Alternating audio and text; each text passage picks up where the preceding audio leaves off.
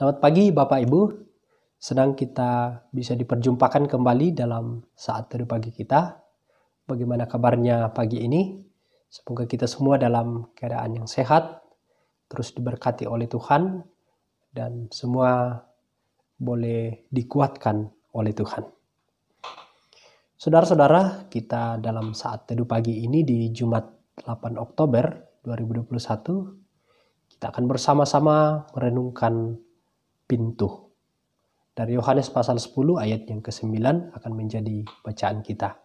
Sebelum kita membaca dan merenungkan firman ini, mari saudara-saudara kita berdoa. Puji syukur ya Tuhan, kami dengan sukacita dalam pertemuan teduh pagi kami pada saat ini. Kami terus merasakan sukacita dan berkat-berkat Tuhan dalam hidup kami.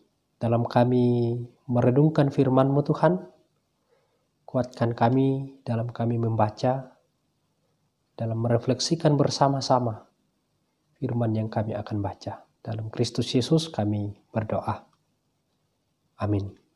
Saudara-saudara, Yohanes 10 ayat yang ke-9,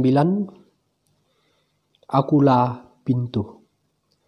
Barang siapa masuk melalui aku, ia akan selamat, dan ia akan masuk dan keluar dan menemukan padang rumput.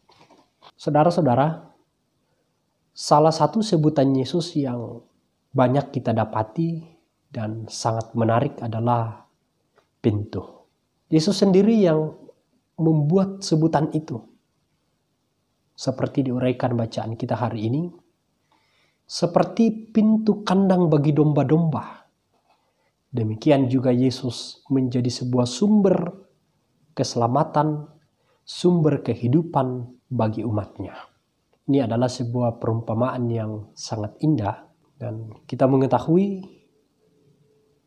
bahwa domba-domba aman setelah mereka masuk kandang melalui pintu.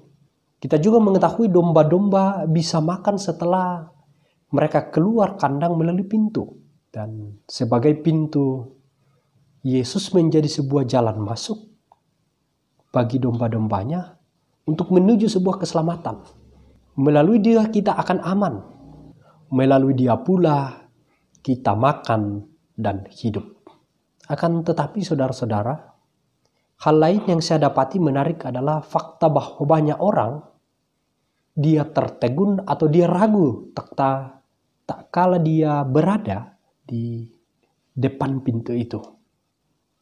Bukannya dia mencoba untuk lewat untuk mengalami sebuah keselamatan dan kehidupan, mereka malah mempersoalkan banyak tentang pintu tersebut. Ada yang tidak suka tampilannya, ada yang melihat bahwa itu terlalu sederhana. Dia adalah anak tukang kayu. Apakah dia bisa menjadi penyelamat? Ada pula yang membandingkan dengan pintu-pintu yang lain. Bukan dia cuma satu dari sekian banyak tokoh agama. Ada juga yang menuntut sebuah penjelasan tentang pintu itu. Bahwa bagaimana pintu yang satu ini bisa menentukan kepada keselamatan dan kehidupan yang kekal.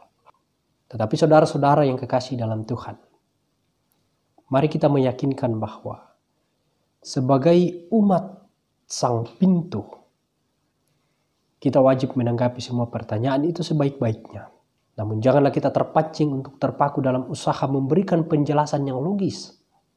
Kadang-kadang cara yang manjur untuk meyakinkan orang-orang yang ragu di depan pintu itu adalah dengan cara seperti yang disampaikan oleh Filipus dalam Yohanes 1 ayat 46 sampai 49.